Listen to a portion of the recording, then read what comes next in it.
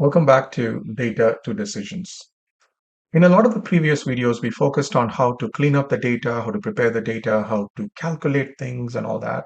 In today's video, we will see how we can present the data in a specific way. For example, we have the data on the left, which is the customer information, the customer, the date of the payment, and then the amount that was paid.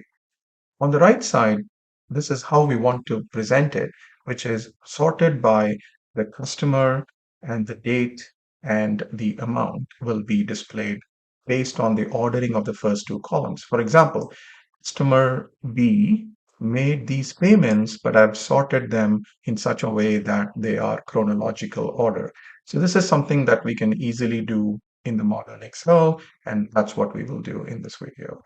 If this is something that you're interested in, continue watching. If you have other suggestions to give on topics that you would like to see in this channel, please put your suggestions in the comment section below.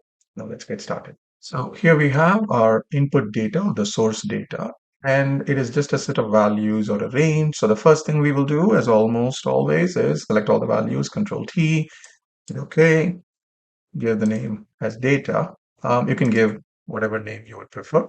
And then now it's time to do the presentation of the data by sorting values. You already might know that Excel provides other ways of sorting the data. So if you go to the Data tab, click inside the table, and then hit the Sort.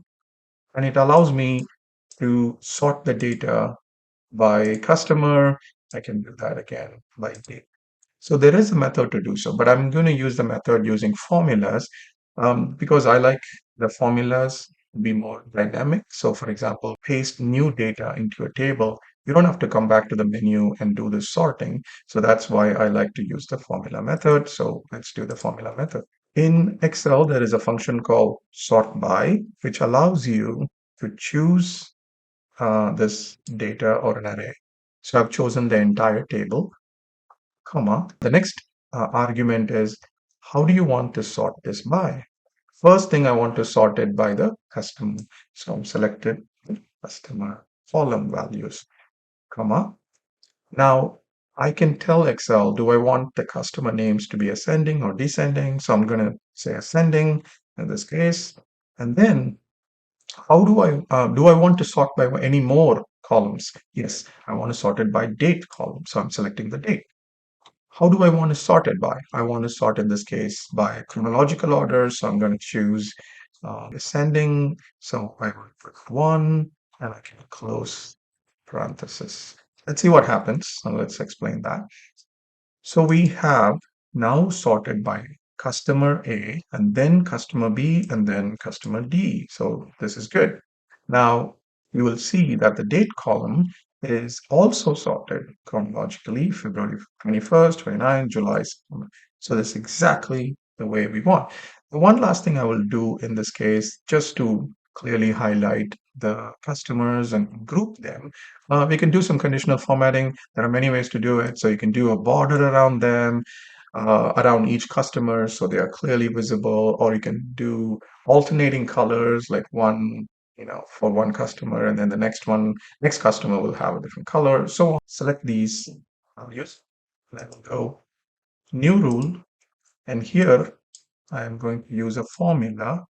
And what formula am I going to type is $G7 not equal to $G6, and I'll explain why.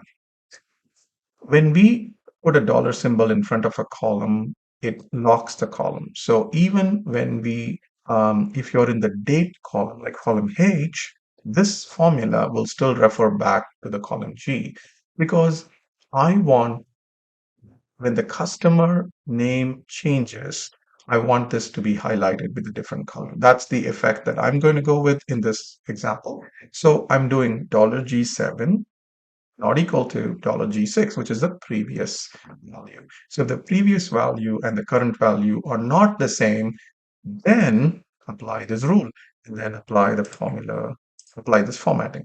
So basically, let's test it out. So whenever the value of the customer changes, so now it's customer B, not customer A, it puts a different color. It also puts it in the first row because it compares with the previous value, and that's not A. So A is different for the green color across the entire row. B, when it changes, same thing, D. So this is again very simple way of looking at or presenting the data by using the sort by function and simple conditional formatting rule. The data is a lot easier to read along and present to your customers or clients. If you have other methods, please suggest, and I look forward to learning from you. And if you have other suggestions for future topics, please put them in the comments section. Thank you so much for watching. I'll see you soon in another video.